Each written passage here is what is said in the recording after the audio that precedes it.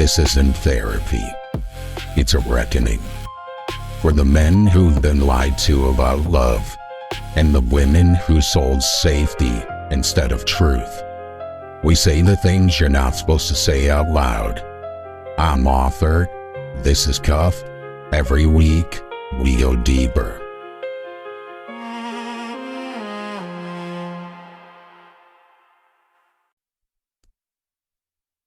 You've been carrying something that doesn't have a name.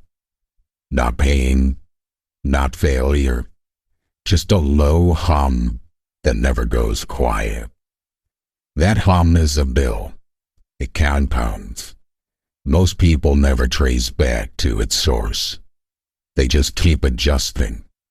Different relationship, different city, different variant of the life. And the hum stays. Because the problem was never outside them. It was the difference between what they knew and what they were doing, between what they valued and how they were spending their time, between the life they said they wanted and the one they were actually building. That distance has a name. Musing 111 is where meaning lives. Not as something you find, but as what remains when you stop running from what you're already carrying. Musing 112 is the alignment tax. What misalignment actually costs, what it feels like when it finally stops. This is episode 29, 2 musings, 20 minutes. Let's get into it. First up, musing 111. You can pause this, go down to the show notes, click for musing 111, and read it and come back and play.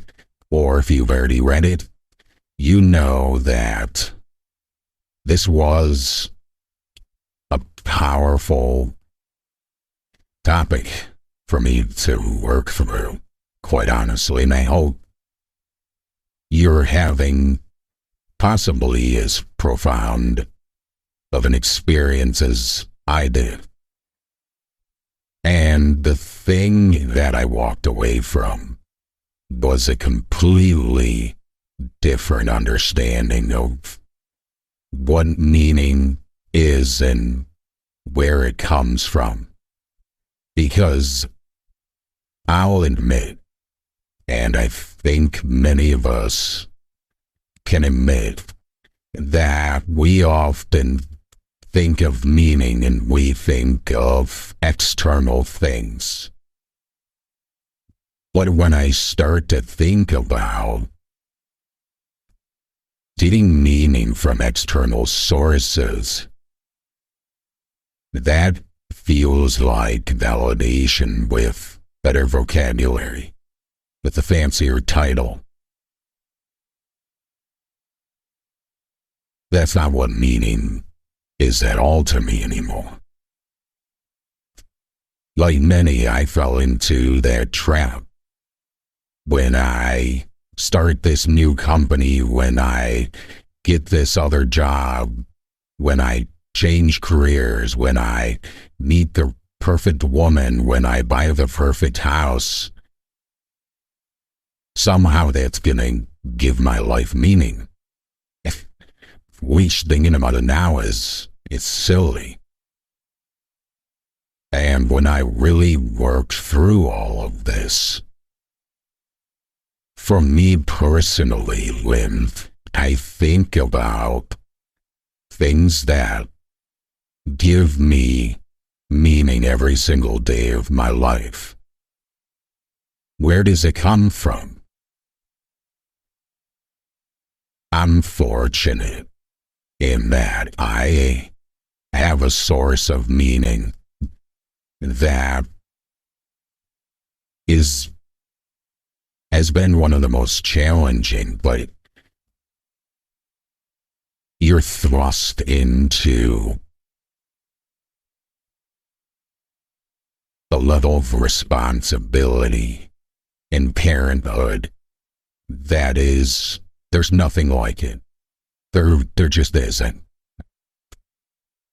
And if you're not a parent, you have a special relationship with, say, a niece, a nephew, a cousin, a sibling, then you're there. I wouldn't say it's at the same level, but you're there. We're all in the same room. But the thing about parenthood or having that type of relationship with another person is the meaning comes from enormous responsibility to that person. You could be their world, their everything.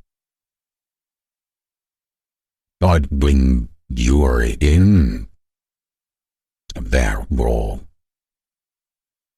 I don't think many of us ever have to search for meaning in that instance.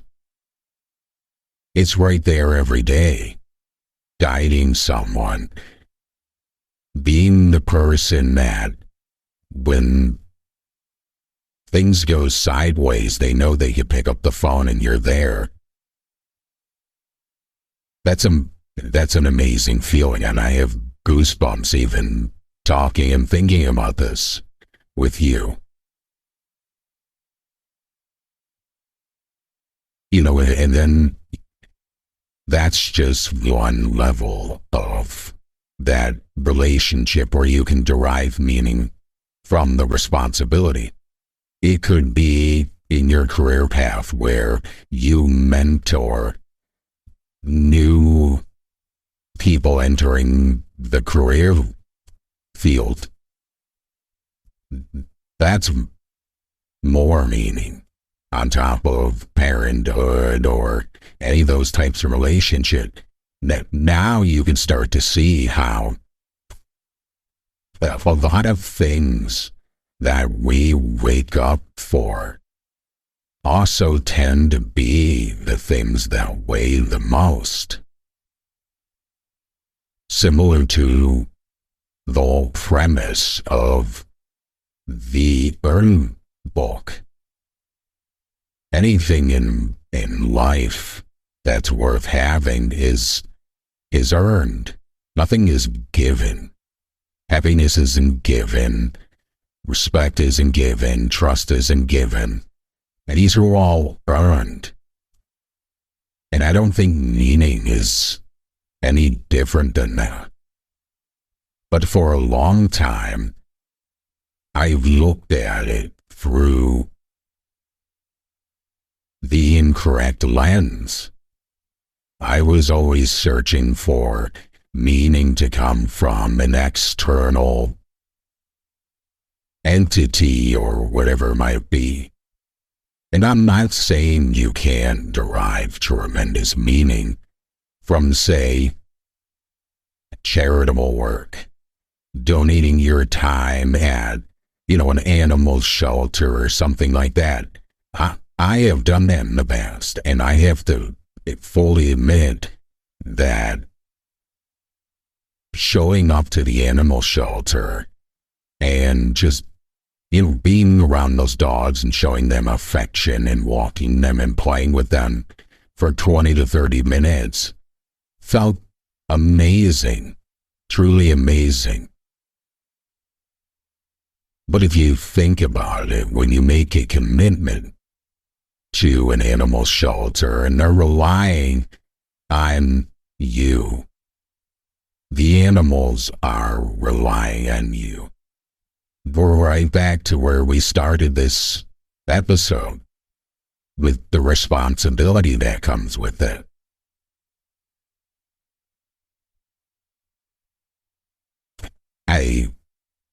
This has been so eye-opening. And as I'm talking through this with you, I'm making more and more connections. And you might be able to hear it because oftentimes my train of thought will drift, or it almost seem like it skips a a gear or something, that's because I'm making these real-time connections. That's the beauty of the format of this podcast, is that I'm figuring stuff out as we're recording this podcast and I'm talking to you. That's how real this is. I love it. So anyway, to kind of wrap this all up, I hope we covered some huge, how do I even want to call it? I hope I was able to cover some material that can give you a perspective shift for whatever it might be. Because I think meeting at the end of the day is going to mean something different to all of us. And this is just how I have come to understand meaning in my life. And hopefully that helps you. Again, now that you listen to this, go to the show notes, read Musing 111, and it'll be another extension of what we just talked about. Now on to Musing number 112. Again, link to that musing is in the show notes. Go down there and click it. Excuse me. And so, alignment. I have to say that this was another amazing the component to work through. And I've DM'd with several of you, and we're all kind of laughing at ourselves because of how little we actually knew about these principles or components until we actually forced ourselves to think about and work through it. And alignment is another one. It's perfect to go with meaning, because alignment is almost like, again, like we were talking about meaning, we look for these external validation points, except for in alignment, we're looking for things to add to our life to get us aligned. And I can't help to laugh, because when I think of alignment in today's day and age, the thing that immediately comes to my head is like this herbal cafe that has 1,000 different teas that will help align you in whatever component you are currently deficient in. Maybe it's your aura or your energy or whatever it might be. But that's what it starts out as. And it's because I'm guilty of this, where I have fallen into the trap, just like meaning. Oh, my life's it isn't aligned right now. It's out of whack. What do I need to do? And we immediately start looking for supplements or courses or books or whatever it might be to give us that alignment. And that's what's so funny, because alignment is internal. That's when things start lining up. Again, you should read Musing number 12, because I talk about a few examples. But the realization that I really had about alignment is super quiet. It's not this thing where when you're in alignment, alarms go off and trumpets start blaring to announce your alignment. It doesn't work that way. What I've come to the realization in the way that I saw this was through my relationship with Tabitha, because the relationship with her seems so natural because of all of these tiny little things. And I'll fully admit, these were little things that I did not appreciate at the time. I would think about them at times, like fleeting thoughts, and I would say, and that's really cool, or like this, or she's awesome, but now when I think back, our love of office reruns, our love of going out during the day and getting back to take a nap, those all seem tiny and almost inconsequential, and maybe by themselves, one by one, they might be. But when you add all of these tiny little personal overlaps together, and the ability to just be who you are with that person, that's 1,000 little things coming together like little fabrics that make up alignment. And when that person gives you that alignment and say that section of your life, that's one building block for other parts of alignment to show up. For example, Tabitha's very into working out and all that stuff. And I kept thinking to myself, like, once we can be together more and stuff, I really want that to become more of a part of my life. And that would be great that she's so into it, because then I could be accountable to her and she'll motivate me. Unfortunately, we never got to that point, but hopefully in the future. But it's one of those nice things where someone else's alignment can bleed over and help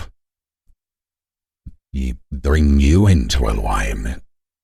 And for me personally, I have found that in instances like this where I am dealing with the misalignment in my life, say it's my diet and exercise, since we're on that topic, I know where I've struggled. And when I'm accountable to someone else, where I tell them, you're my workout buddy, I'm going to be there at 5 o'clock and we're going to hit the gym. Those have been the periods of time where I've been the most aligned with my goals. And I think that's the beauty of working through these things, is that when you start to become aware of all of these things about yourself, where you know you're setting yourself up for failure, why not help yourself? If getting my diet exercise into alignment means that having an accountability system there will greatly improve my chances of success, why wouldn't I do that for myself? Why wouldn't I want further alignment in my life? But again, I think the trap a lot of us fall into is everything is external. That's where I'll find my alignment. No, alignment is often,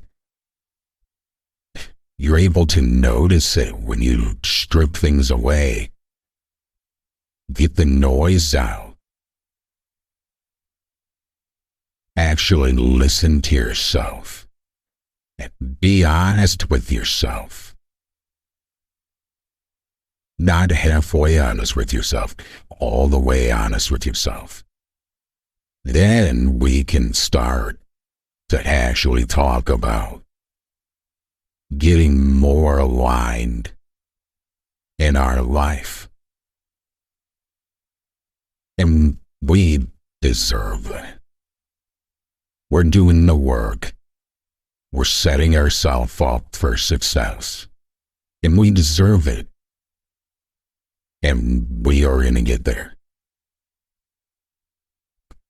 That's the episode for this week. I hope everyone has a great week. Hold the standard. Stay close.